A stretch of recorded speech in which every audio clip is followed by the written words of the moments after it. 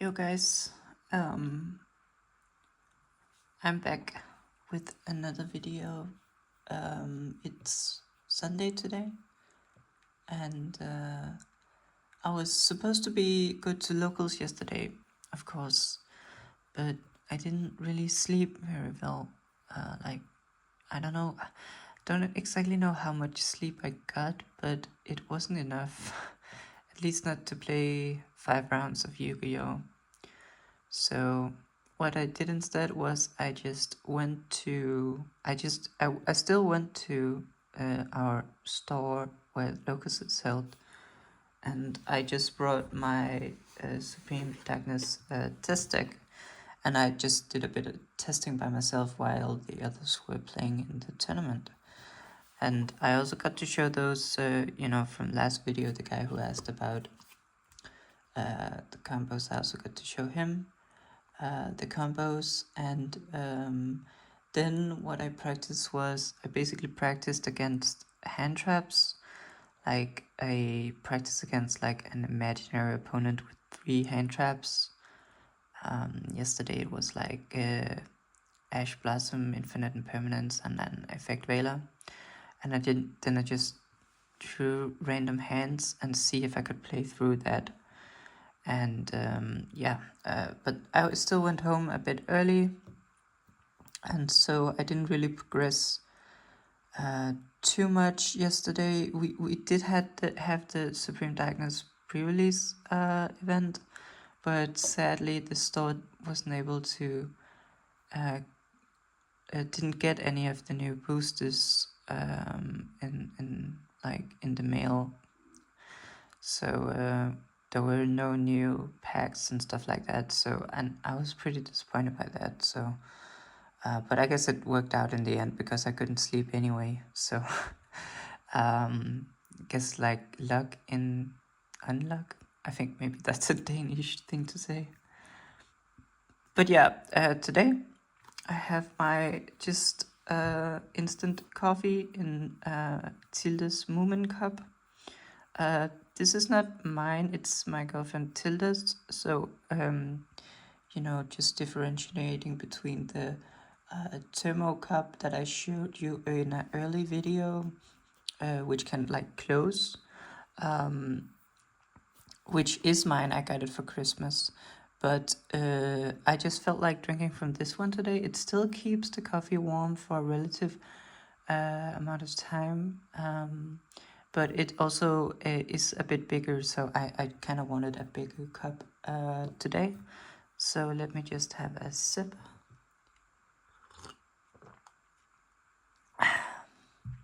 And I actually had 2 ideas for today.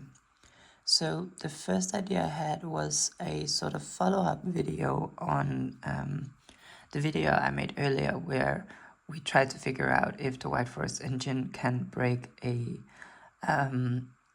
detonator and a Caesar, right? Because detonator and a Caesar is sort of the standard end board for the Rigel Fiendsmith deck, which is currently the best deck, and the one I'm expecting to see the most in Supreme Darkness, in Birmingham. Although, things might change and there are definitely some other options as well to be, to watch out for.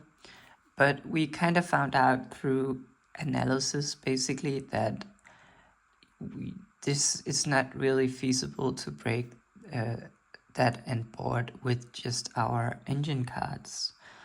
And so the conclusion from that video is that we need to sort of tailor our non-engine part of the deck to counteract the detonator and the Caesar end board. And we probably also need to play a bunch of non-engine, depending on how much we need to actually stop that end board from happening or to break it. And so my first idea for a video today was just to I actually don't have a detonator, but I do have a Caesar. Let me just find it. All my Yu-Gi-Oh stuff is in my bag, so let me just get out my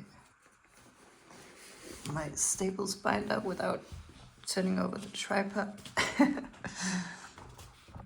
Like, I do have a Caesar because I actually used to play Ubel, and also you get it in one of the tournament packs, like when you go to locals and you participate, you get these small tournament packs, and this card was in it. So the Wave Hiking Caesar, I have one of, but I don't have a detonator. So I was thinking just, because I haven't actually made a proxy either, I was thinking of just using a level or rank 4 monster that is maybe not as used as sort of a proxy for the detonator. Maybe this Downerd Magician, right? Nobody really plays Downerd Magician anymore, so this could be a detonator. And then we need a second monster underneath the detonator to represent the Eclipse Twins. And I don't know if I have a fitting one.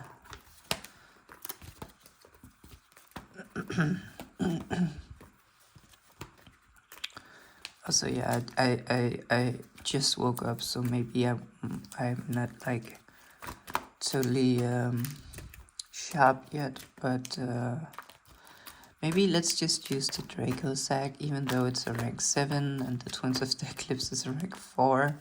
But it's just really to be put underneath the detonator as a material. Alright, so my first idea was to sort of just put up this imaginary endboard where we have the detonator with the twins attached, and we have the DDD Wave Hiking Caesar, and then just go for random test hands, like just drawing 5 cards from our deck and seeing if we can play through this and kind of also act as our opponent and use the interruptions from the DDD and detonator in the sort of most optimal spots. Of course, it's going to be extra hard challenge, but because we know our own hand, and we will use these interruptions as cleverly as possible, knowing our own hand, so that, you know, when you play against opponents, they won't know every single card in your hand, so they might feel tempted to use some of these interruptions early. But this will be a bit of a harder challenge, of course, but still, I figured it would be fun. But then the sort of next idea came up, or sort of in the same way, because right now, in terms of non-engine, what I have been, and actually let me get these cards sleeved while I talked. Just a bit nicer handling sleeved cards, to be honest.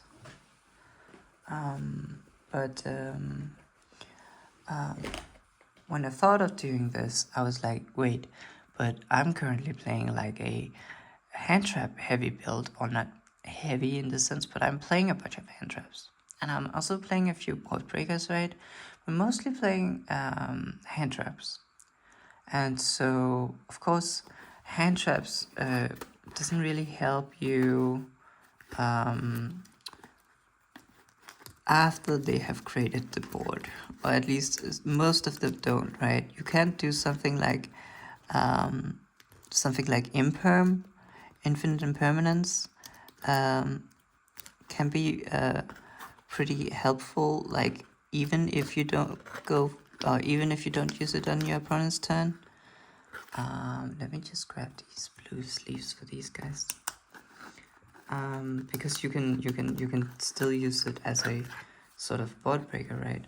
But stuff like the Bestials and Ash Blossom and Fuvalas, which I played in the deck, they are primarily used on your opponent's turn when they go first, to stop them from achieving exactly this.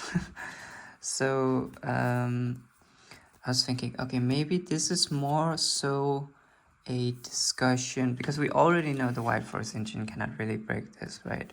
So if you drew a hand, and if you just drew a hand, like let's just take a 5-card hand, I guess, from this test deck. And you'd probably see a bunch of engine and a bunch of hand traps. And the hand traps won't help you break this board, and we also know that our engine is really not great at breaking this board. So was thinking maybe this experiment would really just devolve into, well, did I draw any of the 6 board breakers that I play, and would that be enough? And I think that's obviously still interesting, but my guess is that it most often will not be enough. Like, I think I think our board breakers that we do play are actually pretty potent into this, and maybe it will be enough sometimes, just having one of them in our hand to be able to break this board. But we are definitely statistically in a not in a favorable position if the opponent reaches this end board, because this is under the assumption that like we have used some hand traps and they were still able to get to this. So let's just see here. We have we actually have a triple tactics thrust, we have our witch, and we have the Fuvalas, right? So when I draw the Fuvalas right here, you can see that this, of course, the Fuvalas would have been used on our opponent's turn, and that would actually probably have stopped them from creating a board this potent.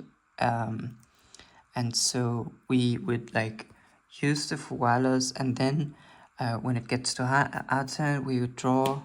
I guess the Ash Blossom does not really help.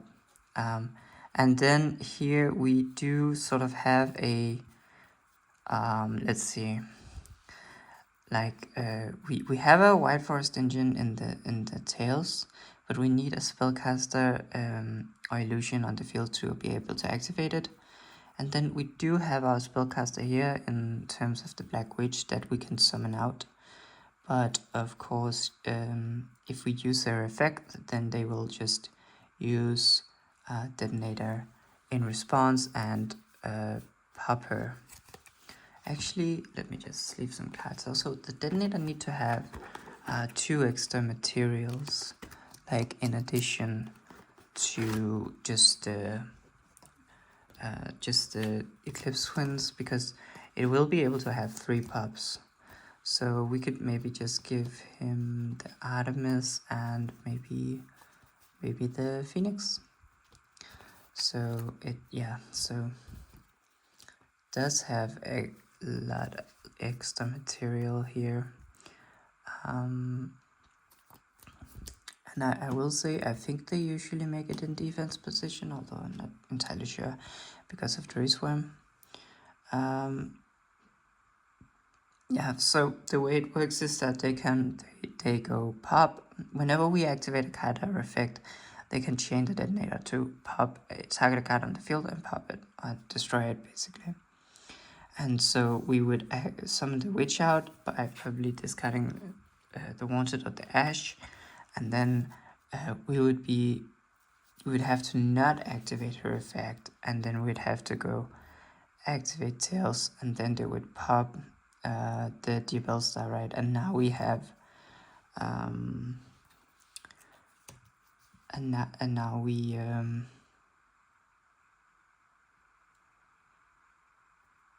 and now we have our White Forest monster, but we are not very likely to really summon it out. If we search one of the White Forest monsters that special summon themselves, they can negate it and destroy it. And if we search one of the White Forest cards which we normal summon, which is Estella and Sylvie, then they can just pop it in response to the effect. But we do have this board breaker here, and with that we can grab out the Talons, and that is one of the strongest cards against this deck. Which is that when you activate Talons, you can just take one of your opponent's monsters non-targeting, right? So let's see if we can find it here. So we activate this and we say it has 3 different effects, but obviously the most relevant one here is to activate is the one that takes your opponent's monster. And here we did say, okay, going to thrust, and they and of course they will pop the witch right here, and we would have used our tails to probably grab the Sylvie or something like that. I don't know if I should really play this scenario out properly, because it's mostly just to showcase. Let's just choose to do it properly. So let's say that we used the Fuvalas and they somehow still got to this import, and that is it's just very unrealistic, but sure. Let's say we summoned the witch out by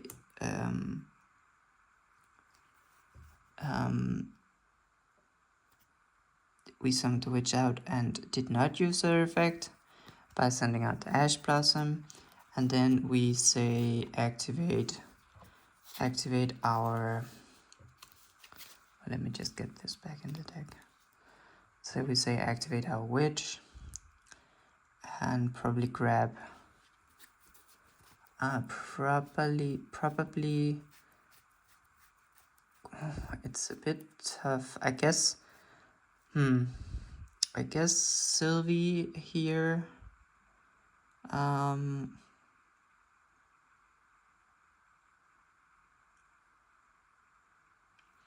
No, the thing is that will not really get us anywhere, because we have already used the tails. So maybe we are looking at an LZ or an Estella. Let's just try to add the Estella. I don't really know what would be the correct option here, actually. So we add this, and then when we activate this, they will probably chain the detonator, sending this to the graveyard, and popping out our witch. And now we have Thrust live, since the opponent needs to have activated a monster effect for us to activate this. And we go activate Thrust, and we, let me just grab the talents, and we grab out the talents. It gets any normal spell. And then here we activate the talents to take one of their monsters, and they don't know which one until this resolves. And so what they will probably, I don't actually know what is correct to do here for them, because so one thing they could do, like if the Caesar were not on the board and it was only this detonator, and we go talents take your monster, what they can do is that they can, in response, detach a material, target the detonator itself to pop it and destroy itself. And then the talents won't be able to take anything, and it will just fizzle. And then in the graveyard, I guess we need another Xyz monster as well for the Twins of the Eclipse, but we can just use one of the link things. The Twins of the Eclipse will trigger, and it will allow them to summon back the detonator with an extra material, and then when the detonator gets summoned, it will attach another material on with its unsummon effect from the graveyard, and so they will still have this detonator with 2 materials. And our hand here just gets destroyed by that, right? But in this situation here, where they do have the Caesar, even if they go and we activate talents, even if they go, okay, chain the detonator to pop itself, we can just take the Caesar, right? And if they go detonator, chain, pop the Caesar, then we can just take the detonator, right? And I will say that if they, and I think maybe the best thing for them to do here is just to do nothing. Because if they do nothing, and we choose to take the Caesar, which negates any effect that would summon something, we still have to deal with the the detonator, right? So if we proceed here, we go normal summon a Stella. They can just go detonator pop a Stella when we activate her, and then summon her back with Eclipse Twins, right? So I don't think that the Caesar would be the correct thing to take. I think we need to take the detonator. And if we're in this situation here, then it's also a bit tough, because even though we have the detonator, this can only be activated in response to our opponent doing something. So if we go as Stella and we go use their effect here to special summon a monster, they can still go activate, detonate, negate, and destroy. And even if we go, okay, chain the detonator to target this Caesar and destroy it,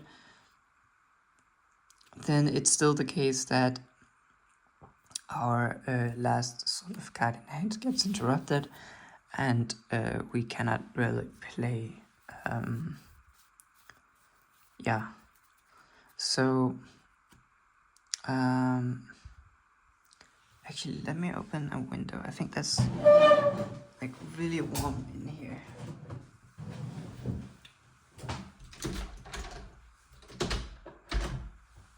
Also, let me turn down the heat a bit.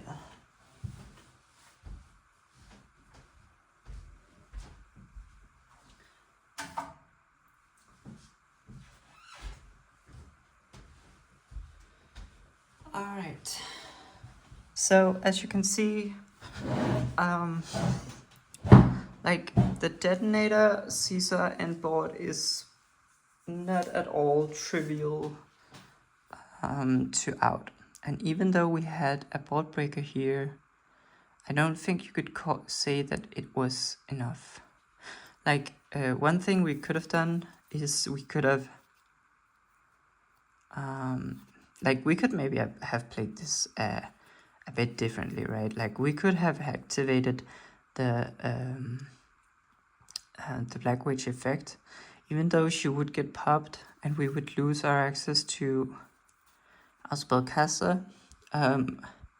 We could maybe still have set a subversion or something, activated it and pushed one of these monsters back into the spell trap zone, and then have activated talents to take the other card, but then they could just dodge it.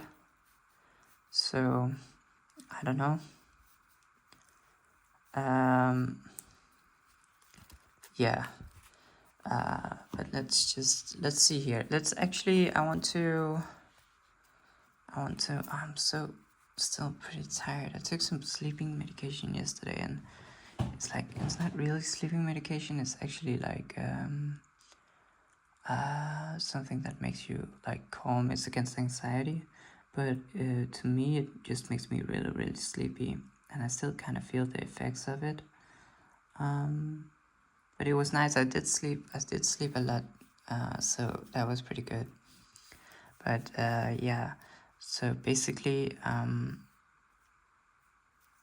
this end board here is not too trivial to out, and I think if we should not really underestimate it, right? Like I think one board breaker, like we did draw one board breaker, and we are like playing 6 board breakers, so our chance of drawing one is pretty good. But the thing is that in this build here, where we are playing a mix, like playing 12 hand traps and 6 board breakers, the idea is to use the hand trap to sort of make it so that they don't reach this point here, where they just have everything, and then the single board breaker would be enough, right? But I don't know even if it's true anymore, because for example, if they only have the detonator, then the talents to take is no longer enough with the Twins of the Eclipse. And if they only have the Caesar, well, maybe the talents would be enough at that point. Of course, it's also important to note that this end board here with a detonator and a Caesar is sort of not actually the most powerful end board they can make. Like they can have the Rightful Field spell, which is a monster negate, and they can have the Fiendsmith in Paradise trap card in their graveyard, which is just, it sends a monster to the graveyard when you special summon a monster like one time. And they will also probably have a bunch of hand traps in their hand, right? Because that deck usually plays a lot of hand traps, so they can also use those to stop you. And then of course they can also end on an extra rank for like a Abyss Dweller or something like that. If they just go full combo, I think, I'm not entirely sure actually, and I do maybe need to research that a bit more, exactly what they can end on. But so just to say that this is not, the worst thing you will ever face is a detonator with twins attached and a Caesar. It can actually be worse, and in most cases, if you don't hand trap them, it will be worse in the sense that you will have this to deal with. You have the Fuse Spell and the Fiendsmith in Paradise and Graveyard, and they will all also have a bunch of hand traps in their hand to stop you from playing. So I mean, it's not to be like, I mean, it is the best deck, right? So by pretty far, I think. So not being able to out or to win against the best deck when the best deck just opens completely nuts, right? Like if they have this plus a bunch of hand traps in hand, they have like the most perfect start to their game plan. And if we can't beat that, then so be it, right? That's not necessarily an indication of like we are doing something terrible. And if we do play hand traps, which I do in this build, and they reach this point even through our hand traps, then we are sort of poised to lose that position, or poised or positioned to lose that position, that game. I don't know. I can't speak right now. So I guess this is a huge sidetrack to what I wanted this video to be about, is that I wanted it to be about is to see if we could out a detonator and a Caesar. And then I was looking at my deck, and it's 12 hand traps, 6 board breakers, and I was thinking like, well, it's very hard to emulate the use of hand traps when you're not actually playing against a player, right? Because we obviously drew like the Furwellers, and that would probably have changed the hand board quite a bit. But it's just very hard to experiment with that when you're just one person. I don't actually know what it would have done to the hand board. So I was thinking maybe this is an opportunity to test out what a sort of full board breaker build would look like. Like if we just say, okay, we line these interruption options up against our opponent on our opponent's field, and we just see if we can deal with this with our board breaker build. Because I have like basically been like in two minds about all this non-engine thing.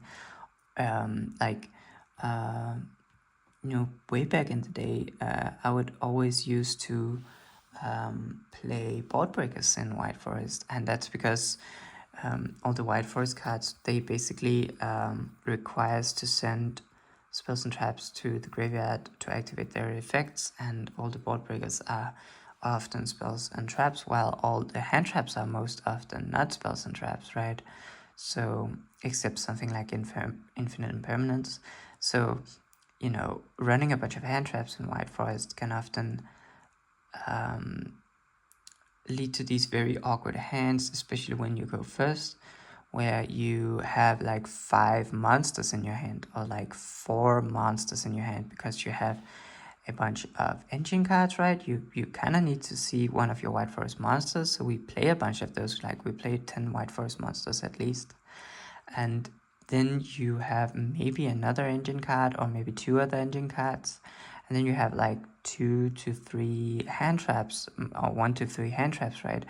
And if all those hand traps are monsters and you happen to be a bit unlucky with the engine you drew, you sometimes just cannot even play the game, right? Like, not even like, oh, how many hand traps can this hand break through from our opponents? It's like, oh, we can't even actually use any R effects, and that just feels so bad, right? So for the longest time I was like, you can't really play hand traps in Wild Forest, and I still think that like in hindsight that was true, but it was a bit rough because we were in a format in Snake Eyes and New Bell format where people basically said that it was pretty mandatory to play hand traps, that the combo decks was so strong that if you did not hand trap them, if you did not stop them, they could like make an end board that would play through virtually, like would negate virtually any board breaker, right? Because their end board is just so incredibly strong that going with board breakers is just, you know, not worth it. But I still did, and obviously only at locals, right? And some regionals. And I will say that board breakers were not as bad as people thought. It's just that you have to play some really, really extreme board breakers, like Dark Ruler No More and Evenly Matched Droplet. And you have to have a lot of them. Like, you know, sometimes people say, oh yeah, I'm playing board breakers. I have like 10 board breakers in the deck. And it's like, bro, against Snake Eyes or Yubel, like especially Yubel full comboing, you need like 3 board breakers in your hand, or 2 if they're absolutely perfect, but most of the time 3 board breakers in order to break that board. And it's not just any board breakers, we're talking high impact board breakers like Dark Rule No More, Evenly Matched Droplet, stuff like that. And so I was playing like 15 board breakers or something like that in my like, I wouldn't do that in the main deck, but I would side in a ton of board breakers just to completely erase my opponent's board and then just start playing, right? Because we are just sort of a combo deck. If we just get to resolve our stuff, then we can do a lot with just 1 card or 1.5 cards, as we have seen in the previous videos, right? So I didn't actually feel like going for that board breaking strategy was as sort of like flawed as people were saying, but still, like, the thing that changed is that we started playing the Assamina stuff, and when you play Black Witch, you can use Black Witch and send one of the hand traps you drew to the graveyard, and she will just kind of get you a spell card. And also the Sinful Spoils of Deception requires you to tribute a monster, right? So when we started playing as Mina, that we gained sort of access to these tools that can help you a ton if you draw these hands with just monsters, right? Like if you draw like a Bestial or an Ash Blossom in your opening hand, and no spell cards and just a bunch of White Forest cards, but then you have the Black Witch, right? You can try to gain access to a spell card in that way. Or maybe you drew the Deception, and you can tribute one of your hand traps and sort of get your place started doing that. And so suddenly it became viable in White Forest to play hand traps, because we actually had these tools to turn the hand traps. When we go first, we can turn them into spell cards that can be useful for us and help us play the game. But I still wasn't like entirely sure on going just like full on 18 hand traps, right? Because it really is only the Infinite Impermanence that is a trap card that counts as a hand trap. All the hand traps are monsters. So if you go like, if you have 15 monster cards in your White Forest deck that are hand traps, you still have a very high probability of breaking on them when you go first, right? And so therefore I tried this mix, which Joshua Smith also made a video about, where he was like, hey, you can maybe play a mix where you just play, like, he was like dealing with a 15 non-engine count, and he was suggesting playing 9 hand traps and 6 board breakers, right? And that was at the time when Raichel first came out, and pure Raichel had this choke point with it, which is the Do It Drive, which is a extra deck monster that they go into, which is not a part of their import, but which helps them extend to a ridiculous amount. Like, it just pluses them a ton. And if you sort of stop the Do Drive's effect from resolving, then you actually prevented a lot of extra stuff on your opponent's end field, right? And it was like it's pretty much a choke point. And I still think it probably is a pretty big choke point to sort of hand trap the Duo Drive and stop its effect from resolving, although I'm not entirely sure if it's as much as a choke point any longer. In fact, I do believe that it is not, but I'm not sure to which extent, because what happened is that the fragile players basically started playing the Fiendsmith engine, and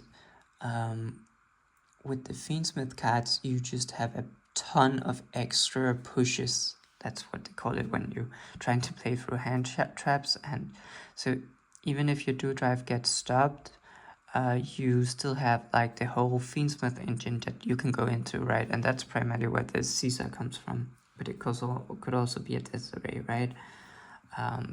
So the way that changed the deck was that it sort of mitigated. There was like a damage control, so it's like even if the Do Drive got hand trapped, the deck was not it's not as weak to that anymore, because you can still just make all your Fiendsmith stuff, right? And it might be a weaker end board if your Do Drive gets hand trapped, depending on the number of extenders they have in their hand. But other times they can just like shrug it off and just make a detonator anyway and make a Caesar and then still just pass on this. And maybe they won't have their monster negate, right? The cross field spell, because you prevented that. But I don't know if hand trapping the Do Drive stops them from creating a detonator anymore. Maybe it stops them from having the Twins of the Eclipse under the detonator, right? And that would also be a substantial thing. But basically what I'm trying to figure out here is that what I'm trying to say with all this is that I feel like, you know, the option that Joshua Smith laid out with 9 hand traps and 6 board breakers fits the White Forest theme. Although he wasn't talking about White Forest in particular, he was just talking generically, really. It fits the White Forest theme really well, because we are now able, since we're playing with as a Mina engine, we are now able to play hand traps, right? It's no longer the case though that you cannot play hand traps because you'd break on it too much. We can definitely play hand traps, and I've done that in the past regionals and have it work out, you know, pretty fine, honestly. Like, played like 10 hand traps, and that was like no problem, really, not at all. But I am a bit hesitant about going like full on hand traps, like 18, 17 hand traps, because a lot of times these 6 board breakers we are playing, like the thrusts and the talents, like these, like we play 3 thrust and 2 black goats and one talents. Let's just see here, talents. Yeah, right. So because these cards are just really, really, really good in these cards are just really, really good in the deck. Not only as board breakers, right? Because you can see the talents is actually a pretty powerful board breaker, and the thrust gets us our talents. Then the Black Goat Laughs is also a really synergistic piece in this deck, because you can send it to the graveyard with all your monster effects and have it trigger as a board breaker. Basically what this does is that you just declare a card name, and then neither player can activate effects of that monster's card, a monster with that card name, until the end of the turn on the field. So basically you just send this to the graveyard, you banish it from your graveyard to activate it, and you call Detonator. For the rest of the turn, your opponent cannot activate the effect of Detonator to pop anything on the field. It even bypasses the thing where they have Twins of the Eclipse and they get back the Detonator again, right? Doesn't matter. You just cannot activate a effect of a card named Detonator on the field.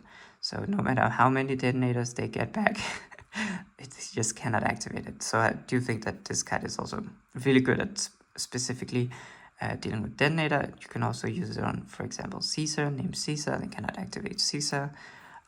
It does really only trade 1-for-1, right? Except maybe if they have the Detonator with the Twins of the Eclipse attached, you could maybe say that it traded 2-for-1 in that scenario, because they have used a bunch of resources sometimes to get the Twin of Eclipse. Sometimes they don't, right? Sometimes they just go summon Racial X and send the Twins to the graveyard. Other times they will just hard make the Twins with the Druid Drive and another monster. And so they did actually use bodies to make the Twins of the Eclipse sometimes, I feel like.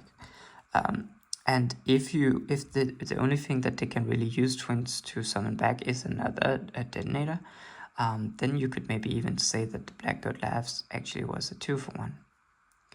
And then Frost is just a card that helps us really a ton when we get hand trapped going first. Like not only does this card help us going first by being a spell card that we can send to the graveyard in order to actually play, like if this was a monster hand trap, it would not really help us. If we're not forced to actually send it to the graveyard, we can actually use this as a sort of way to play through hand traps, where we can keep this in our hand. We can see that we get hand trapped, then we can activate this card and let's set any card on the field when we're going first. That can be our Woes of the White Forest, which is a really powerful trap card that they will often try to stop us from getting to. So if they if you go normal summon Sylvie or something and they go hand trap it, we can just go, okay, I'll just set the Woes and give you the turn, and that can actually be a pretty decent play. Like not a great play, but it can help you. It helps us when we are the weakest. Like it helps us when we get hand trapped. Doesn't really do anything when we are not getting hand trapped. But at that point, we should be completely fine, right? If we don't get hand trap, we can just send this card to the graveyard for cards to do our combo. And then it can also even be better than just setting Woes if we just if we get hand trapped, but we have another White Forest extender in our hand, like we have an Elset in our hand, for example. We can use this effect and we can set the tails of the White Forest. We can send it to the graveyard for cost with something like Elset.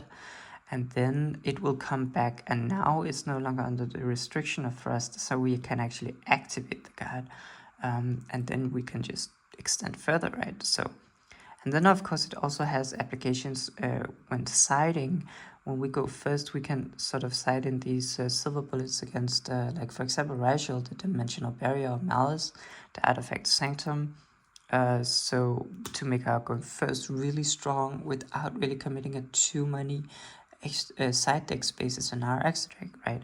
So all of this just to say that I do really like the idea of still running some board breakers, and specifically I guess these board breakers, and of course talents also help us if we get hand trapped. So not only do I not like the idea of going full on hand traps from a perspective of in the main deck, like if we have like 17 or 18 hand traps, then I feel like going first, we are missing the consistency of having spells or traps in our hand to be actually able to play the game. But also, I don't like the idea of going full of hand traps, because then we are giving up on these cards right here, which is just super synergistic, super powerful in the deck. I just listed out a bunch of options. Like all of these cards help us when we are going first, and they actually help us a ton. And they can, of course, also break the board going second, right? So I think that these cards in the main deck are... I don't see a build where I won't be playing these. I mean, I'm not saying I don't see a Wild Forest build where these 6 cards are not in, because I do think that maybe I'm a bit high on thrust, like I'm maybe overvaluing it a bit, although I don't think so, but maybe I am. However, in my specific build, I don't see that. The only thing I could see is maybe going down 1 copy of thrust. Maybe running 3 is, a bit much. I don't know. So that's the only thing I could see. But so basically what I'm trying to get at is this whole... I guess this just became a non-engine discussion video, really. Is that I don't really see myself cutting these... I don't really see myself cutting these cuts. And so that kind of eliminates the idea of going in a pure hand trap build. And I think we also just outlined how that maybe just also isn't worth it, because even though you can play a lot of monsters, and now since we have, let me just find them, since we have the Deceptions and the Black Witch, right? Like, even though that is now possible, I don't think that it makes it so that having like 18 a monster or 15 monsters extra in our deck, it's still... what I mean is that I do think that it's still kind of... Okay, let's just put them up there as discussion topics. We have our 6 board breakers here, and then these are the cards that help us turn monsters into spell cards, right? Just a Deception, tribute a monster, search it as a mina card, and then it just stays on the field, so it could be used like to send to the graveyard, even if it gets ashed, for example. And then the Witch, right? To summon the Witch, you'd have to send a card from your hand or field to the graveyard. That could be one of your monster hand traps, and then on summon, she sets a Sinful Spells trap or spell. So it basically turns... You can kind of see these cards. It turns monsters in your hand into spells, right? The issue is, of course, that if they get hand trapped, they don't, right? So let's say you have this really cloggy hand. You have 5 monster cards, and this wanted, for example. You activate the wanted, 4 monster cards and this wanted. You activate the wanted, get the Witch. You summon the Witch by sending one of your hand traps to the graveyard. Now the Witch is pretty likely to get hand trapped herself, like with an Infinite Impermanence or an Effect Veil or something like that. And now you're stuck with your 4 monsters in your hand. Same thing, a bit to a lesser extent with Deception. Like, Deception is still a spell even if it gets tributed. You activate Deception, you tribute a hand trap from your hand, Deception will get ashed. And now you still have the spell on the field, right? But I will say that if we play like 15 monster hand traps and 3 imperms, I feel like it's almost like a no-brainer then that you'd have to play 3 Deception, because then if we have all these monsters in our main deck, Deception just becomes a really crucial card to open. Like, this is kind of the card that fixes your hand when you have a ton of monsters in your hand, right? Like, when you open these like 4 monsters and then Deception, that you're like, nice, Deception is saving my ass right here. The problem with Deception and running 3 copies of Deception, and I don't actually know to which extent this is true, but I think that it is pretty easy sort of to infer, is that this card is horrible against Detonator going second, right? Because it's a continuous spell, so it needs to be on the field to resolve its effect. And you just go activate Deception, you just go chain Detonator, pop the Deception, right? Or they might even wait for you to activate this effect to tribute off a monster and then pop it, so you just tributed a monster and get no effect from it, and your deception is gone from the field. So and you could say, okay, then just main deck 3 of these and side them out when you are going second, right? And you could also say, hey, but at least when you're playing a bunch of hand traps, you are stopping the opponent, and so they won't maybe do as much on your turn, and so deception might not be quite as bad. The issue is that they will pretty much always make a detonator. Like, that is their highest priority, I feel like, is to make a detonator. So, or if they don't have access to Ritual, they'll just make a Caesar, and then this point isn't that bad, right? But then you'd obviously have to deal with the Caesar, which negates the card that this gets, right? So I feel like they will just always try to enter Detonator just because Detonator is so powerful. And therefore I feel like, one thing is, like, I think it is, you can play 3 of these, and I don't think it's like super terrible, right? That's just hedging a bit towards going first, and you're like, oh well, I'm playing 3 of these so that it will allow me to play a bunch of hand traps going second. So that I acknowledge that if I draw one of these when I'm going second, it will probably not help me win the game, but I will, on the other hand, probably have a bunch of hand traps to deal with my opponent going second. And so it just sort of balances out, right? I'm playing 3 deception, and that is really good when I'm going first, since that can help me get rid of my hand traps. And when I'm going second, I shouldn't be as worried about anything, because I'm playing like 18 hand traps, and that should help stop my opponent. So all of that just to say that you probably need to play 3 deception if you're going full on hand traps. But it is probably possible, I feel like. I'm still not sure about, like, right now I'm trying out 12 hand traps where Imperm, is the only cat that is not a monster. And I feel like that is going pretty well, even with just 2 deceptions. I feel like that's sort of manageable. If you add an extra 3 monster cards in it, and that would of course be, not only you add 3 extra monsters, you're also taking out some of these cards, which are the spells and traps, right? I don't really see it working out that well, honestly, because a lot of the times these are the cards that saves us exactly in those scenarios, right, where we have a bunch of monsters in the hand and we can't do anything, and then we have one of these, and we're like, okay, I can at least play it, right? So so basically, I think I said the same thing a bunch of times in a row, but I guess it's just my own video anyway. I feel like full on, or like 18 hand traps where 15 of them are monsters and you have 3 imperms is something that is possible, and you can adjust your engine to it accordingly, for example by playing 3 deceptions.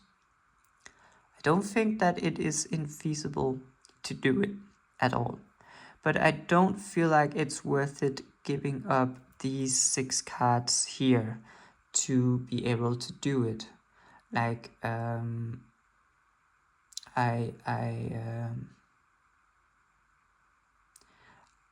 don't think if you take out these 6 cards and you put in 6 monster cards, I feel like you will get a lot more inconsistent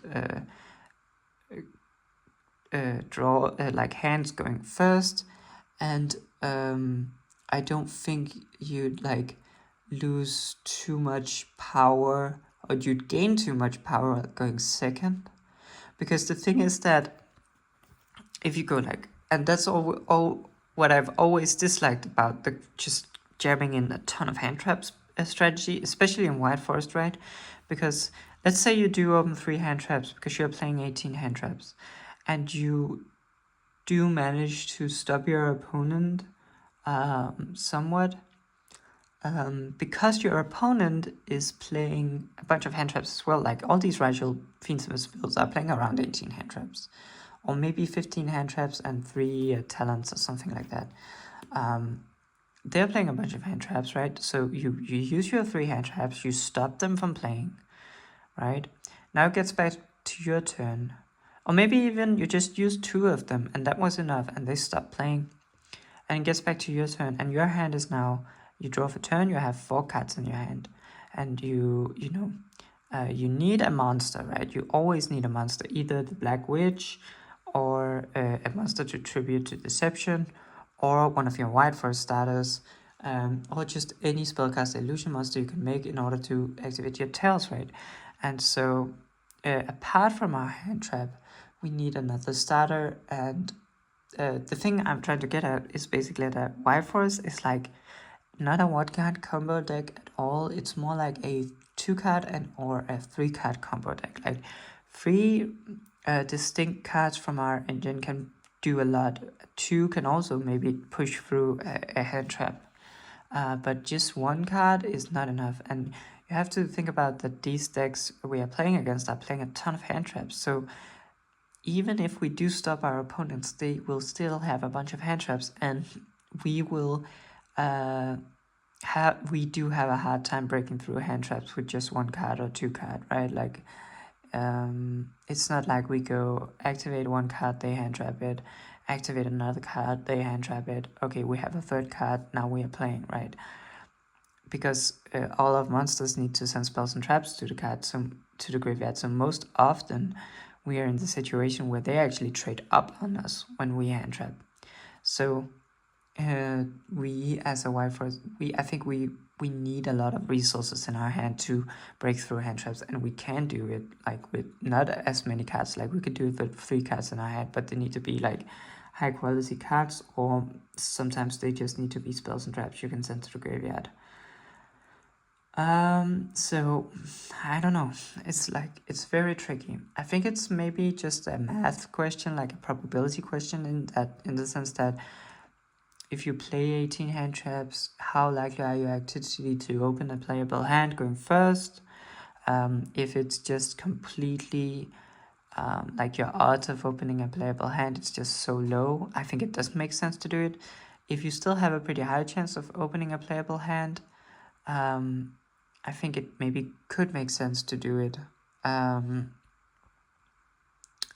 But I also think like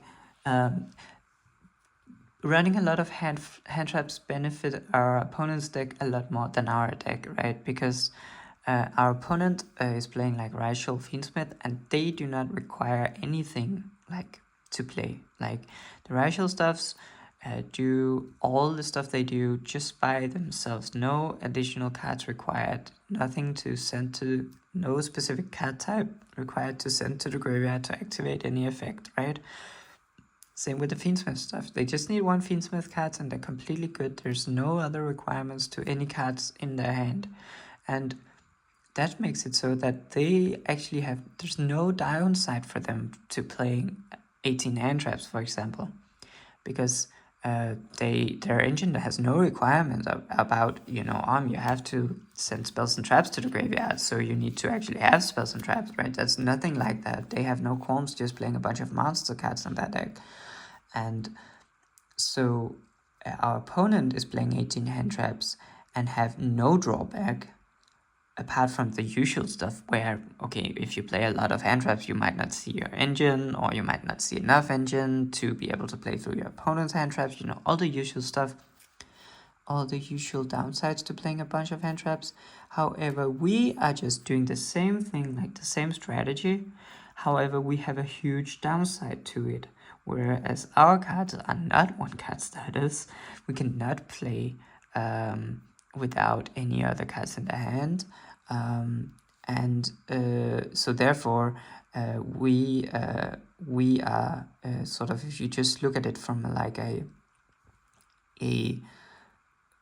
mirror perspective, it doesn't make any sense for our strategy to mirror the strategy our opponent is playing in terms of non-engine. And as far as I've researched and seen, that is just playing 18 hand traps. That is pretty much what people do, or maybe just slightly less and then a bunch of talents, like just because this guy is a really good board breaker in this format, right? So you play maybe 16 hand traps and 2 talents up, maybe 20 non-engine cards, and like you go 18 hand traps and 2 talents, something like that. Like they're not like maybe that not breaking the stratosphere by playing 23 hand traps, and I guess that is what makes me think we could actually do that too, because I think that now in Supreme Darkness and with Asamina, Deception, and the Witch, we are actually at a point where we could actually be in the cool kids club and play 18 hand traps with all the cool kids. We could do that. I think you could actually make it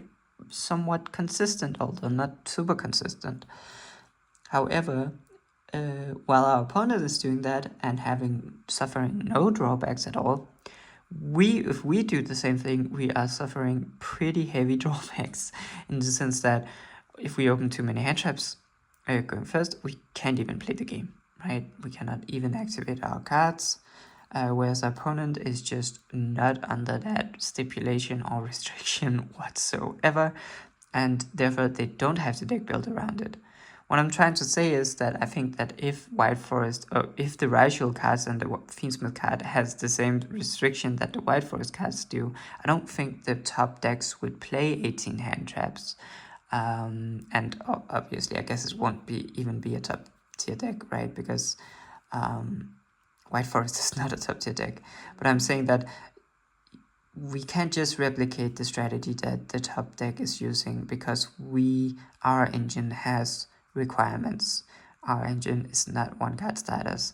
Our engine has deck building restrictions, and so therefore I think that copying the non-engine lineup of the topping decks, the topping Rational Fiendsmith decks, is just going to lead to disappointment, and they will win that battle. They will win the hand trap war, right? Because if we hand trap each other to death, like you open 3 hand traps, you hand trap them 3 times, they can't do anything, pass to you, you play, they hand trap you because they also opened a bunch of hand traps, and then it's their turn and they try to top deck a starter, and that whole scenario, they will win that scenario because you are going -1 basically every time, because you have to send a spell trap to the graveyard for cost.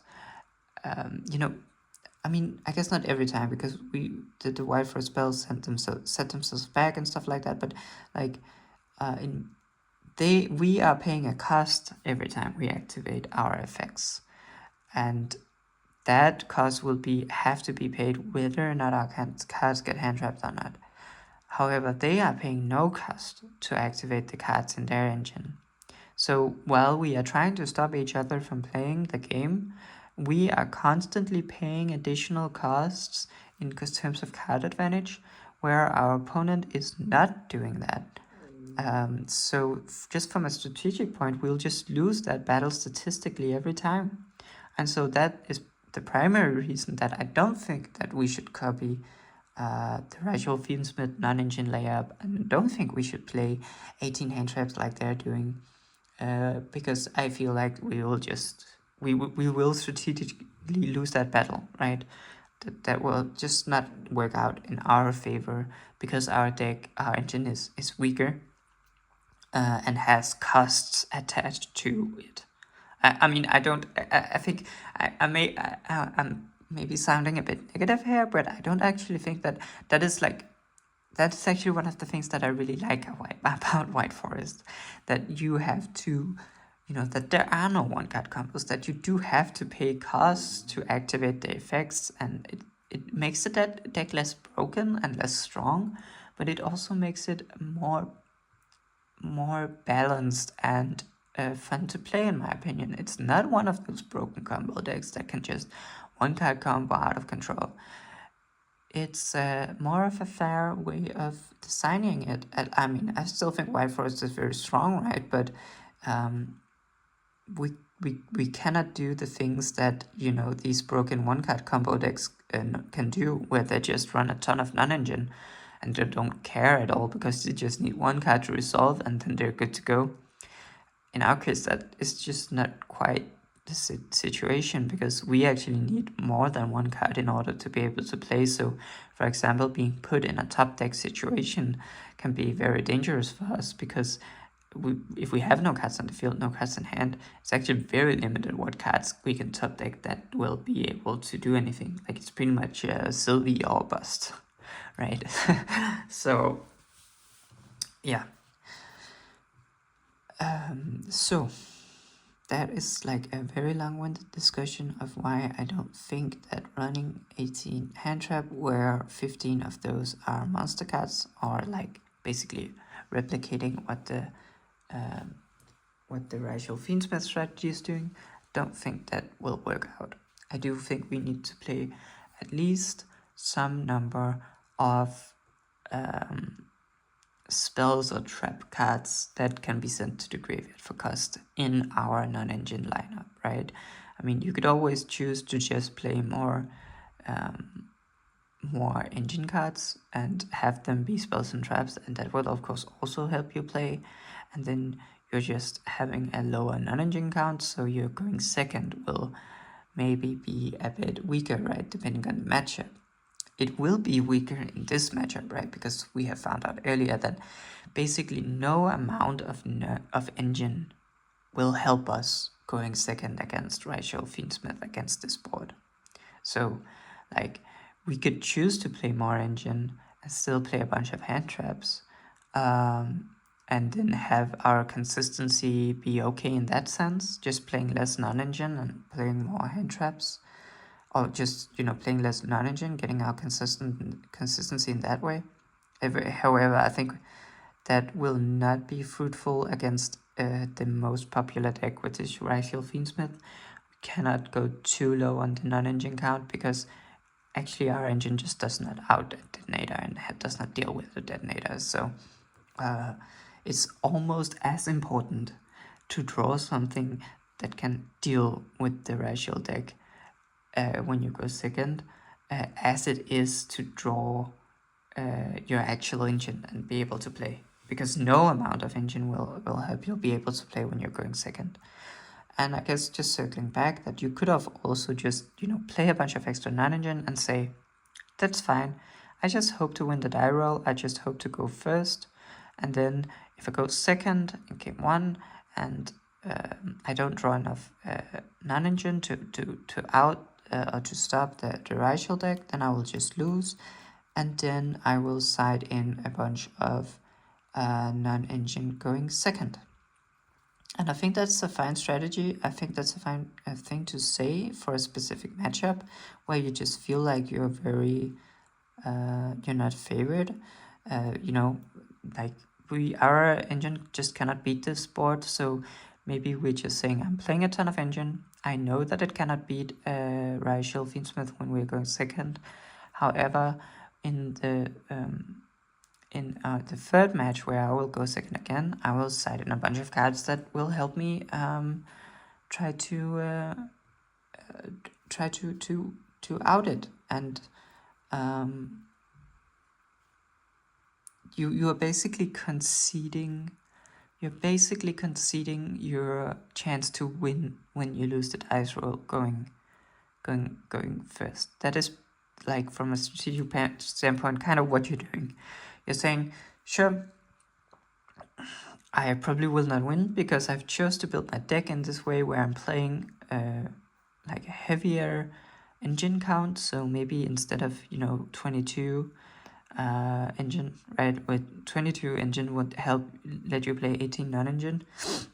Maybe you're playing like 25 engine count, and you're only playing 15 non-engine, and then you're like, my going first will be more consistent. My going second will be less favorable. But I'm okay with that, because then in the other games post sideboarding, I can side accordingly.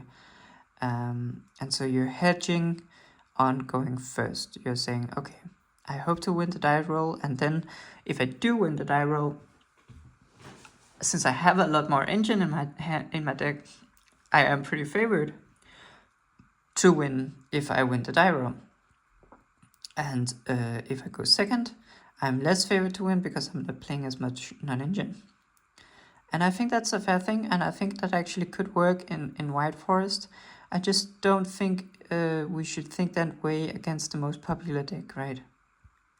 Like, if we auto lose game 1 whenever we lose the dice roll, and you have to also think that even if you side accordingly, right? So what would the siding even be against this deck? Like, you would have to side in, like, if you're going hand traps, you'd have to side into up a lot more hand traps. Or if you're like, because there's no real like silver bullets against this deck when you're going second, other than the cards that you would probably already main deck, like Fuvalas and Bestials or stuff like that. So you'd have to have something in your side deck that would sort of give you a really strong advantage in the game 3, because you're going game 1, you lose the dice roll and you lose the match because you hedged your deck entirely to go first. Then game 2, you will get to start and you will probably win that game because you built your deck to be more favorable going first. Then game 3, you have to think about, okay, what do I actually side in when I'm going second on this deck to give me a really strong chance of winning? Because you just, if you're playing like, okay, I'm playing 15 non-engine and I'm going up to 18 non-engine going second. I don't know. I don't. Maybe I don't really get what I'm trying to tell myself here. What I'm trying to say is that I do think that maybe the idea of just doing playing a more engine and then accepting that you just lose against Rachel Fiendsmith when you go second in game 1. I don't really like that idea too much because it's the most popular deck and you I expect it to be the most popular deck, and you will probably, and gonna lose the dice roll 50% time, right? So it's just I just think it's a bit rough strategy, and I think that even if we play just I think that we can play a bunch of non-engine that actually helps us going first more than just adding more engine. Because if you look at our engine setup, like, we're doing pretty good at 22, right? I think that's playing like 2 Estella and 2 Deception. You could go up to 24 and play 3 Estella and 3 Deception. I think maybe that could be an option. You could also play an extra Asamina set. I don't know how much that will actually help you going first, but it is a fact that people are playing a lot of Bestials, and if you lose your Asminal set for good, like if you only play one and it gets Bestial, you're not running Sorceress or something to get it back, then that could be pretty rough, right? So I do think maybe playing 2 is worthwhile. Also, it can be a pretty good extender, right? If your Sylvie gets hand trapped, it's an amazing extender. So I can see those 3, and then you go up to 25. You could potentially also cut Wanted. However, I do feel like Wanted is a really nice card when you're going first to break through hand traps, and also just to put a spellcaster on the field, right? Because they're not very likely to Ash the Wanted, and the Bellstar is an inherent summon, so it's just very likely you will get a spellcaster on the field with these cards, and that will make your Tails live, and that Tails is, I think, one of the best extenders or starters in your deck, right? If you can meet its activation requirement. So I think maybe you can play like 3 Deception, and you can just say, I'm gonna side 2 out against Rachel Fiendsmith. Or again, just going second, I'm just gonna side 2 of the Deceptions out, and I'm gonna play some nasty cards that counter them going second. I think maybe that could be a thing. I do think that yeah, so I do think maybe adding an extra deception. I'm not sure about adding an extra Estella, because it's like sometimes even when you're going first, Estella can be so dangerous. Like if you're against an 18 hand trap deck, which we're just gonna assume most decks are running 15 to 18 hand traps, right? In that case scenarios, Estella is just really dangerous because it will almost always be hand trapped if you lead with it. So you need to have a hand where you're not, where you don't have to lead with it.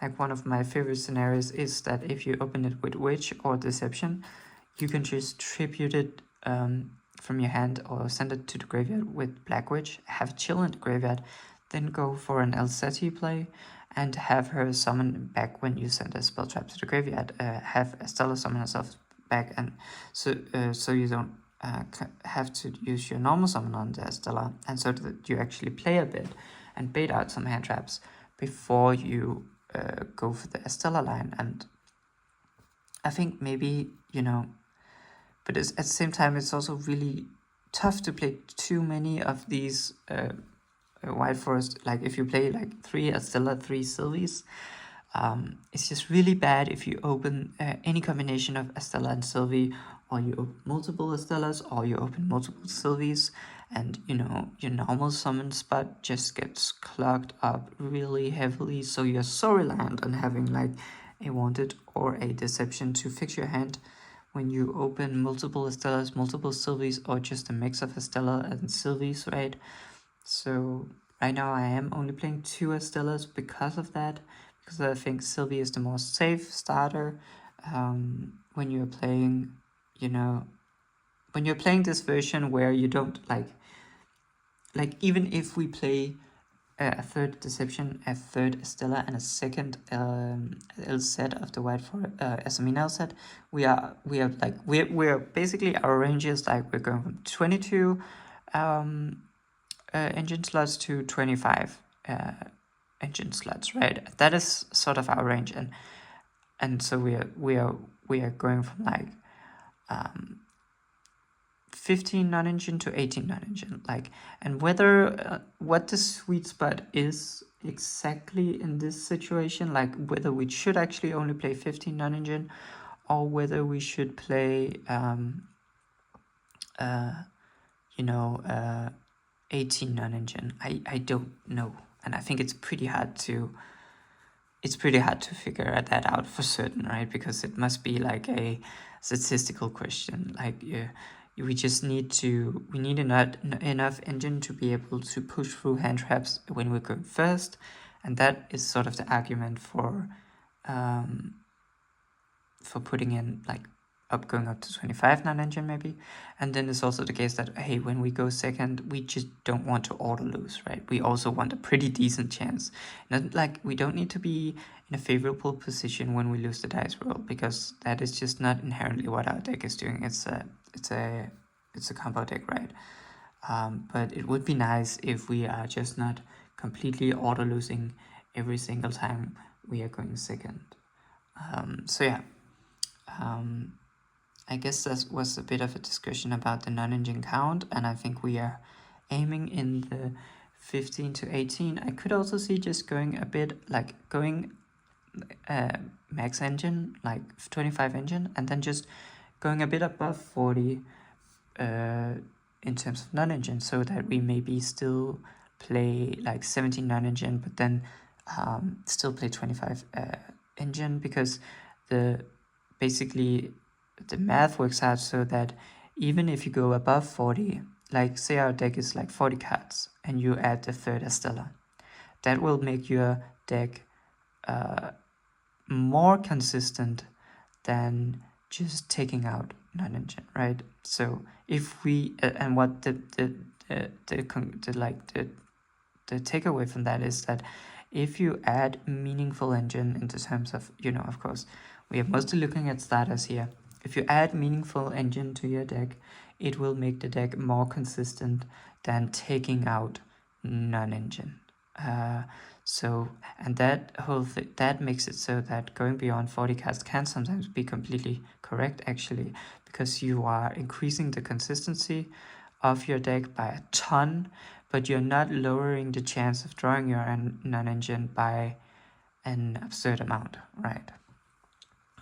So I do think that going to 41 cards, that is actually what I'm playing right now, going to 41 cards or going to 42 cards could be completely fine. That also will give you more room to side out things, like for example, when you're going second and you want to side out some stuff to help you sort of maybe have a bit more non-engine, you also need to look at, okay, what can I actually side out? And if you're playing 3 deception, then it's a pretty easy choice. Okay, I'm just going to side out the 2 deceptions. And I think it's valuable to have a deck that is built in that way, where it's just very easy to figure out what you take out, like the siding pattern. Like these are, like deceptions are better going first, so I'll just take them out when I'm going second, and I'll put in some nice board breakers or some non-engine that counters my opponent's deck. And I am not, like, then you are just sort of like, you're going down in consistency, right? Because you're taking out engine, but at the same time, you are getting the extra draw when you go second. So, and if we were already pretty satisfied with our engine, like I am pretty satisfied with the consistency of the engine when you just play 22 engine. And so when you're playing 25 engine, you obviously have a much better consistency in terms of going first and being able to play. Then when you post side deck, you take out some engine cards, you know that you're not like in a terrible position in terms of engine. You know, sometimes it can be a bit scary to take out a bunch of engine, because then you're worried about, sure, I'm gonna take in some cards that counter my opponent, but will I still be able to play? Will my consistency still be fine? And if you build your deck in this way, where you're leaning a bit heavier on the engine in your main deck, like you have a bit more consistency actually that what you require, then you know that taking out stuff when you're going second, especially since you draw the extra card, your opening hand is 1 more card, you probably have a pretty high consistency as well. And however, your non-engine has increased like a bunch as well. So and I do think that I'm pretty confident in that you don't need to go above 25 engine in this deck. There's a bunch of one-off cards you can run, but I just don't really like these one-offs when we are just trying to play through hand traps, right? Because they don't actually help us play through hand traps. They do make our M board a lot stronger when we are not getting interrupted, but I just think at YCS Birmingham that is not what will be happening. We will be interrupted a bunch. But I guess that was a long discussion of non-engine slots and how many in White Forest. We still haven't really talked too much, we still haven't really progressed further in terms of what kind of configuration of those non-engine, but I have found out that maybe I should go a bit above in terms of engine and then just go a bit above 40 as well. That could actually be the correct move. That would make my deck more consistent going first, better at breaking through hand traps going first. It would make it a tiny bit weaker going second in game 1, but it would, however, also give me the space to take out some engine and put in more engine for game 3, right, when we go second post-siding. Yeah, so maybe we did actually find out something right there, although it was not what I initially planned to discuss. The whole thing was about, what non-engine are we playing and what non-engine is good against this deck.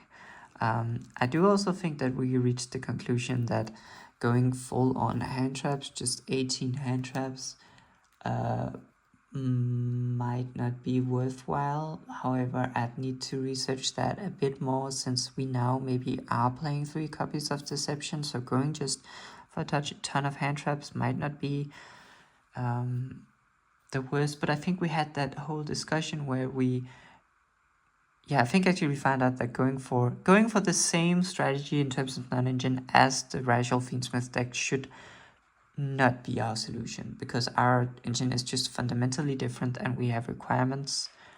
We have requirements in terms of our engine, we have costs we need to pay, so doing exactly what the best deck is doing in terms of non-engine cannot possibly be the most optimal configuration just from a sort of purely hypothetical standpoint, because we will lose the resource game because we are paying costs to send, and we need to send spells and traps to the graveyard, whereas they are not doing that. So yeah, I feel like just going 18 hand traps, doing what the Ritual Fiendsmith is doing, is probably not the correct move. However, we could maybe do a middle ground, right? Where we try to hit the choke points with hand traps, and then we have some board breakers to break whatever they set up.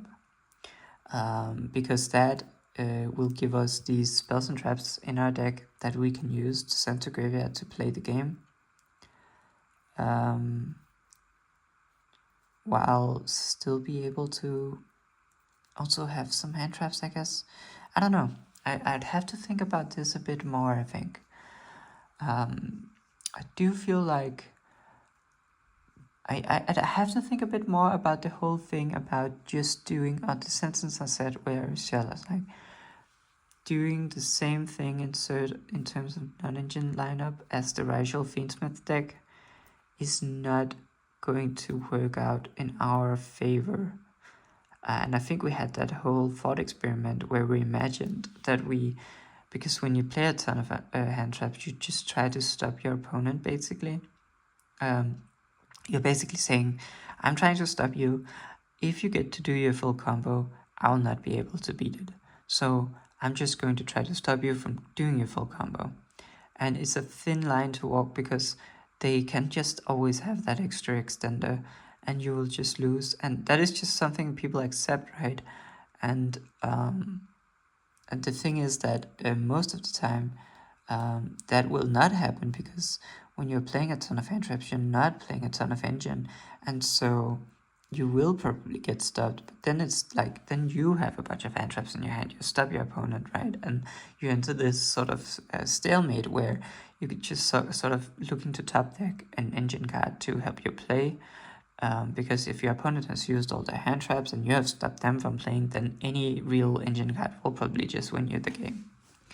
And in that situation, we imagined we would just probably lose all the time, because our engine cards actually requires additional cards in our hand or on the field to send to the graveyard. So in this situation where we just get stopped horribly by our opponent and we're in a top deck situation because we also stopped our opponent, they will win that top deck war.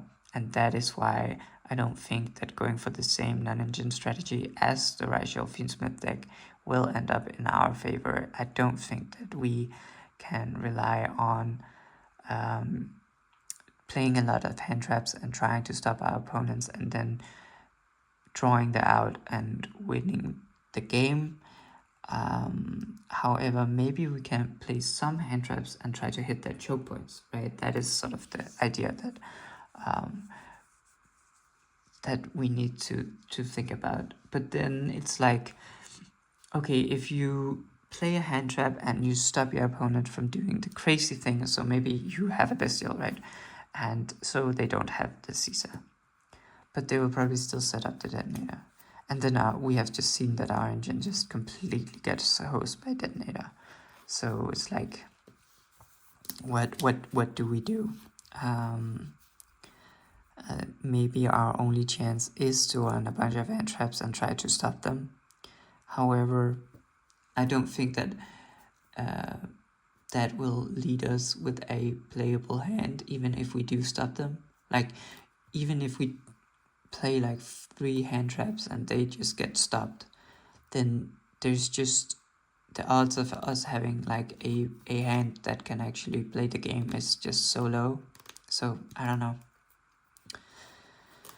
I don't really know. I think I'll have to do some what I'm going to do, because this video is getting pretty long, what I'm going to do until the next video, because I think I'm just gonna split this up in 2 parts, or maybe even more parts, because it's just such a huge topic, is that I'm going to try to research the choke points of the Rachel Fiendsmith deck and see if they have meaningful choke points, and specifically whether the duo drive is still a meaningful choke point. Because I think that playing like these 6 breakers and 12 hand traps, if these 12 hand traps can hit meaningful choke points, it will probably still be worth it to play them. Like, I'm thinking the Bestials hit like a kind of stop Fiendsmith plays, and like if there are choke points like that, and where we can because when we're only playing 12 hand traps, we're maybe only opening 2 hand traps, right? Or maybe just even 1 sometimes. If we can still do something meaningful with 1 or 2 hand traps, right? That is what I'm trying to figure out. Then maybe it's still the solution to play a bunch of hand traps, and then we could also just only play this and not play the thrusts. I don't know. Yeah, I'm not feeling super confident about going all out on hand traps. I think I've talked about that enough in this video. But I am also maybe not feeling super confident on going all out on board breakers, which is something we haven't talked too much about in this video, but that is actually what I wanted to talk about. I wanted to figure out how viable is it to go full on board breakers, and I'm also a bit nervous about that for a couple of different reasons. Not necessarily because the detonator Caesar board is like something you cannot out with board breakers, not at all actually, but more so because there's just some decks in the format, right? Like maybe Wild Forest is one of them, and Mermail or stuff, like especially Mermail, where board breakers are just completely horrible and will maybe just make you lose the match entirely if you have no hand traps. But yeah. Alright, I think we made some meaningful conclusions in this video, especially about maybe going a bit higher on the engine count and going a bit higher, about 40. And then also we had a long talk about how the merits of copying the non-engine lineup of the best deck in the format, which is Rachel Fiendsmith, and why that may not be a good thing. But I didn't think we did reach a conclusive result in terms of what our non-engine lineup should be in terms of hand traps and board breakers. You know, whether it should be pure hand traps, pure board breakers, or a mix. But we definitely came some way, I feel like. And I'll try to do a bit of research in the meantime and make a follow-up video on this. So yeah, thanks for watching.